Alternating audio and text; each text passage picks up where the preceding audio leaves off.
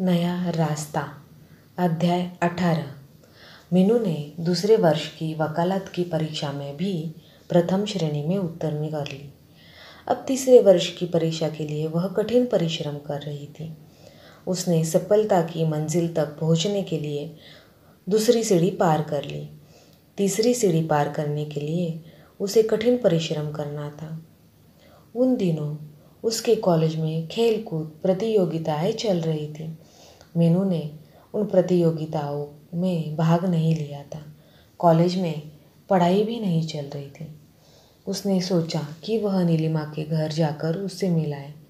पढ़ते पढ़ते वह थक चुकी थी, इसलिए वह उठी और नीलिमा के घर की ओर चल दी। वहां पहुंचने पर उसने देखा कि वह बिस्तर पर पड़ी थी। मीनू ने उसके सिर पर हाथ रखकर देखा। उसका शरीर ज्वर से तप रहा था। उसके पति सुरेंद्र जी उसकी दवाई लेने गए थे। घर में उस समय पालने में लेटे नन्हे अनूप के सिवाय और कोई नहीं था।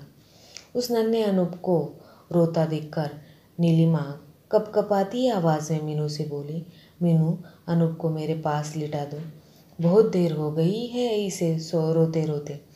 मीनू ने अनूप को नीलिमा के पास न लिटाकर पालने में झुलाकर ही उसे सुला दिया।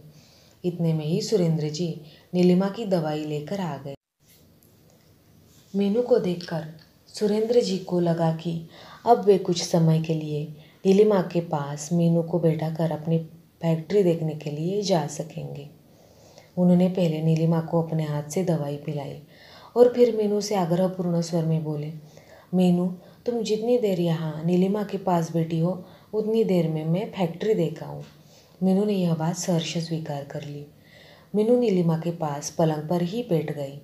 सुरेंद्र जी फैक्ट्री चले गए। नन्हा अनूप अभी पालने में सो रहा था।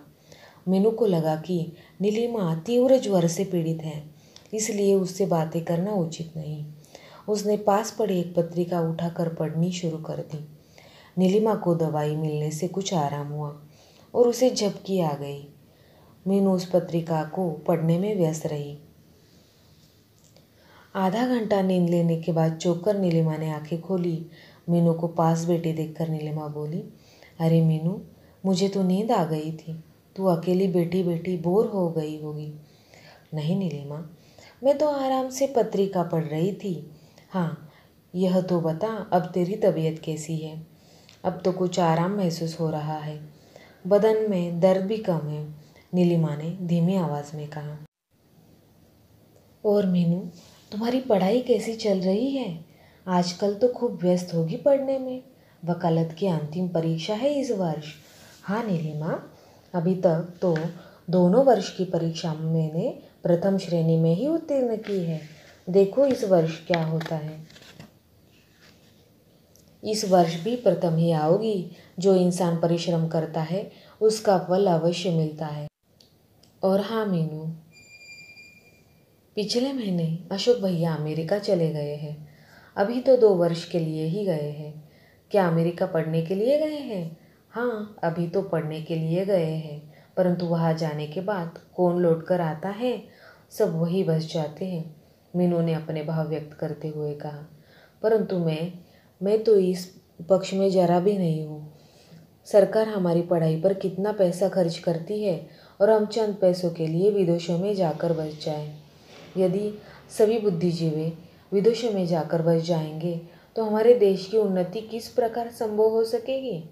मीनू की बात का समर्थन करते हुए नीलिमा बोली, तुम ठीक कहती हो मीनू, परंतु इन बातों को सब कहाँ समझते हैं। अभी उन दोनों का वार्तालाप चल ही रहा था कि नन्हे अनूप ने रोना शुरू कर दिया।